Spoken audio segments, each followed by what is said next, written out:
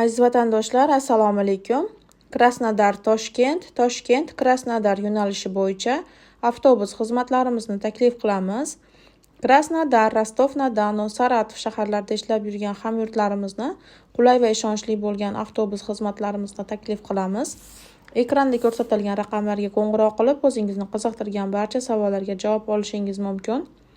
Krasnodarga yaqin bo'lgan Sochi, Anapa, Simferopol, Stavropol, Qrim, Novorossiysk, Gelenjik shaharlaridan, Mariupol, Donetsk, Lugan shaharlaridan ham bizning avtobuslarimiz orqali vatanga qaytishingiz mumkin.